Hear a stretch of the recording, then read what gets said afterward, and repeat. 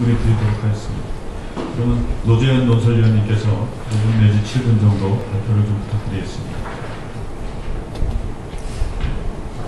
저는 지금 다른 토론자가 나오신 분들과 달리 거의 비전문가입니다. 거의 완벽한 비전문가인데, 그래서 며칠 전에 이제 미리 자료를 보고 주섬주섬 이제 나름대로 챙겨보았는데, 그냥 한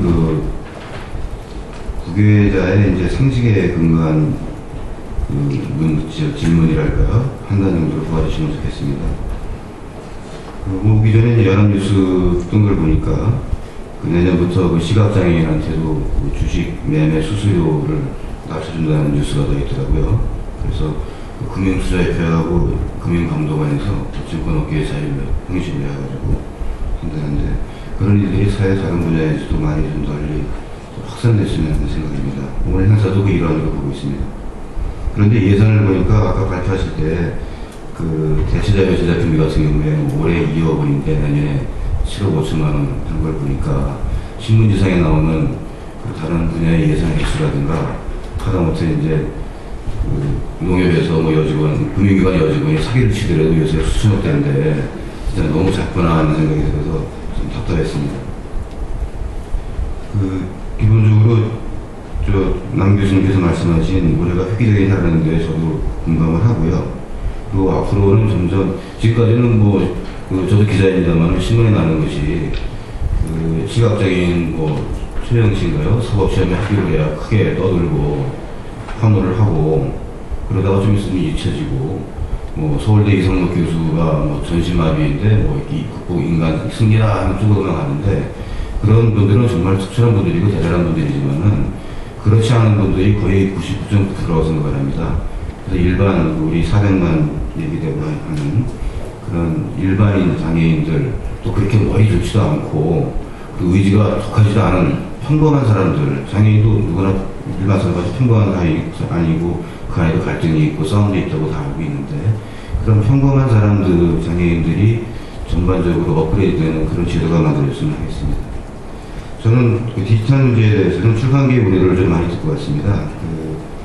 출판계에서는 디지털 납본들에 대해서 걱정을 많이 하거든요.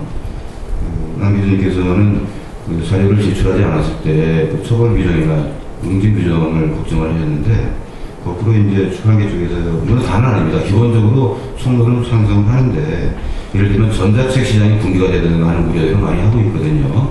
그런 점에 대해서는 저작권 문제가 연관됩니다만 좀 치밀하게, 굉장히 세심하게 좀 대책이 좀 다듬어져야 될 것 같아요. 예를 들어서 이제 온라인 자료 수집 같은 경우는 9월달에 시행된 도서관법에는 특별한 사유가 없는 한 응하여야 한다 이렇게 되어 있는데, 20조 2의 2항이죠. 그냥 상한사항 보면은 수집된 자료에 본인의 개인정보가 포함된 것을 알게 된 자는 대통령령에 따라서 해당 정부의 정정 삭제를 청구할 수 있다고 되어 있고요. 이게 사후적 조치지 않습니까? 또 상황 보면은 피해가 났을 경우에는 행정심판하거나 행정소송 제기해라 하는 식인데, 이 경우는 이제 선의의 피해자들이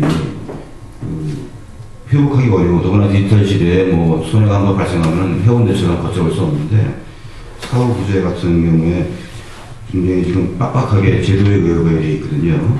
이런 것을 이런 일이 발생하지 않도록 미연에 잘 했으면 하는 생각이 듭니다. DRM 같은 대책을 내놨지만은 그 DRM 같은 것도 기술 정보가 언제 어떻게 될지 모르니까 해킹당할 수 있지 않습니까? 그런 것들이 좀 더 기술적으로 굉장히 치밀한 조치가 뒤따르지 않을까 생각을 합니다. 또 하나는 대체자료의 질인데요. 대체자료가 장애 유형별로도 이제 세심하게 준비해야 되겠지만은 바라본데 이제 돈이 많이 들겠지만은 시간도 들고 분야가 좀 넓었으면 좋겠고요. 그 다음에 난이도가 어린이 장애인부터 성인이나 전문가 장애인까지 스펙트럼이 질적으로 확보가 되었으면 하는 바람을 가지고 있습니다. 그리고 마지막으로 한 가지 점자도서관 같은 경우에 이 일의 업무인데요.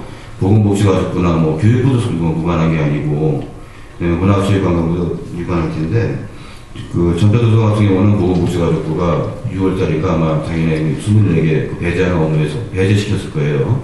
그러면서 문화부로 떠밀었는데 문화부도 별로 잘 나가지 않고 있다고 들었습니다. 그래서 그 장애인은 하나인데 거기에 대해서 여러 부처가 너무 헷갈리는 게 아닌가. 그래서 정부 부처 입장에서는 이런 문제를 유기적으로, 물론 소관 업무는 다 나눠져야 하겠지만 제대로 해가지고 어디까지나 수용자 입장에서 그 일이 처리가 됐으면 좋겠습니다. 그럼 업무 분장 관계로 좀 여쭤보고 싶습니다. 이상입니다.